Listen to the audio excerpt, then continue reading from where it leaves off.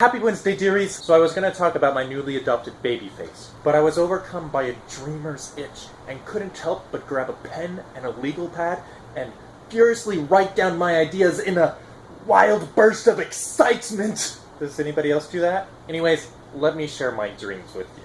So, I'm Catholic. I hope I didn't alienate anybody there. If so, every time I say Catholic, imagine that I say Christian. If that doesn't work, maybe hippie? Philanthropic? Good-natured? Handsome? I don't know, maybe just mute the sound and watch my pretty face. But, here's the dream. Sometimes at a university there will be a group of college kids that like to hang out at the Catholic Center. And they have lots of fun together. And they also might create a protective bubble around themselves. So there's the big bad world, and then there's us. And as long as we take care of each other inside, we're gonna be okay. This is our safe haven. But, dramatic effectual pause. Two different things. First, living inside a bubble can feel kind of lonely.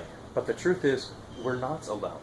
There are tons of Catholic groups just like ours all over the country. All over the world! All over the galaxy! Well, maybe not that last one. But certainly the country and the world. And wouldn't it be cool to start connecting these groups? So there's the beginning of my dream. And once upon a time I tried making my dream a reality. There's a school called the University of Idaho, and they have the most wonderful group of Catholic college kids in America. Then 7 miles away, there's Washington State University, and they have the most wonderful group of Catholic college kids too. Yes, I know my logic is broken there. I'm not always logical. But at any rate, here was an opportunity. I set out to build a bridge between these communities, and it proved a lot more difficult than I had expected. I would invite my friends to visit each other's communities, and the most common response was, well, why? Why would I travel 7 miles when everything I have is already right here? All I'm looking for is a safe haven, and I've already got it. So that brings me to the second part of my dream. You know how I said firstly before? Well, now here is secondly. Imagine if we set up a display on campus that said, "Are Catholics weird, yes or no?" And then talk to people as they walked by. Or if we had a display that had a complaint box against God. What sorts of conversations would that generate? Am I even prepared to have those sorts of conversations? I don't know.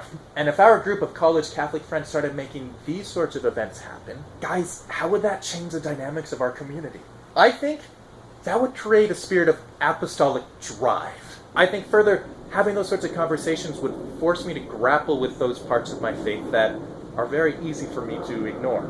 For example, I'd probably start reading more about church apologetics and church teachings and church history. And for example, people might start asking me questions like, what are you doing for the poor? That's a good question. Do I do things for the poor? For example, people might ask me how I pray. Well, do I pray? Do I have a relationship with Jesus? Also, on a related note, why am I Catholic? Once I start asking myself these questions, I can no longer just float in my life of faith. I need more than a safe haven.